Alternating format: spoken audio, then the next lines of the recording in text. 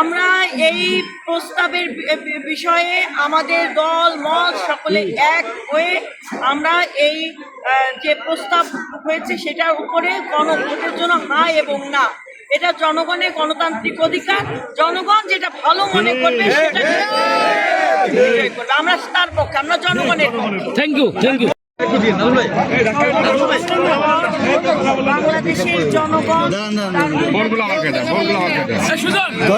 জনগণের পক্ষে বাংলাদেশ জাতীয়তাবাদী দল সংগ্রাম করেছে, নির্যাতনের শিকার হয়েছে, খুনের শিকার হয়েছে। জনগণের অধিকার থেকে আমরা অধিকারের প্রশ্নে আমরা এক পাও পিছপা হইনি। সেখানে আমাদের গণতন্ত্রের মা আপসীন সংগ্রামের নেত্রী, তিনি এই সংগ্রাম করতেই তিনি ফ্যাসিবাদের নির্যাতনের দ্বারা তিনি শেষ নিঃশ্বাস ত্যাগ করেছেন, আমাদের দিয়েছেন পৃথিবীর মায়ের পরপারে পাড়ি জমিয়েছেন। আজকে আমাদের সম্মানিত চেয়ারম্যান দেশনায়ক বিএনপির নেতৃত্ব দিচ্ছেন, গণমানুষের অধিকার প্রতিষ্ঠা নেতৃত্ব দিচ্ছেন। সেই জায়গায় ঢাকা 19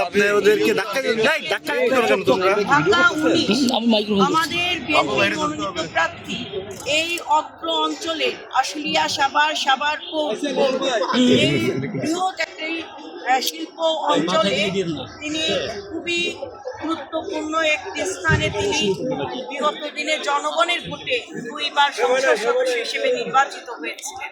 এবারও পঞ্চমবারের মতো দল তাকে আবারও ধানের শীষ, তার প্রতি আস্থা, বিশ্বাস, ভরসা রেখে তার কাছে ধানের শীষ তুলে দিয়েছেন। এবং আমরা বিশ্বাস করি গণমানুষের ভোটে আবারও ডাক্তার দেওয়ান মোহাম্মদ সালাউদ্দিন বাবু এই 19 আসনে ধানের শীষের বিজয়ে তিনি আবারও সংসদে যাবেন।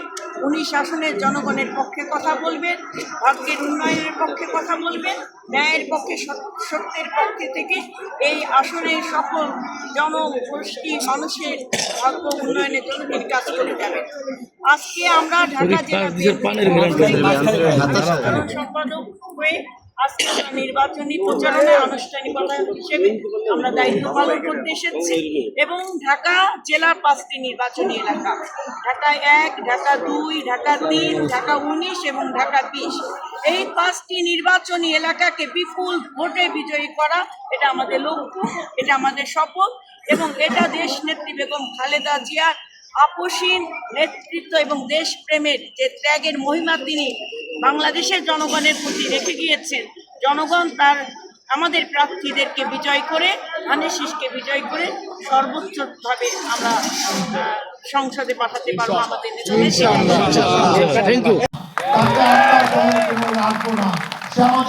ইনশাআল্লাহ আগামী নির্বাচনে হবে, কিন্তু সে বিজয় যেন আমরা যেন আগামীতে এই সাভারে জারি করে দিয়ে ইলাহা আউযু বিল্লাহি মিনাশ শাইতানির রাজিম বিসমিল্লাহির রহমানির রহিম।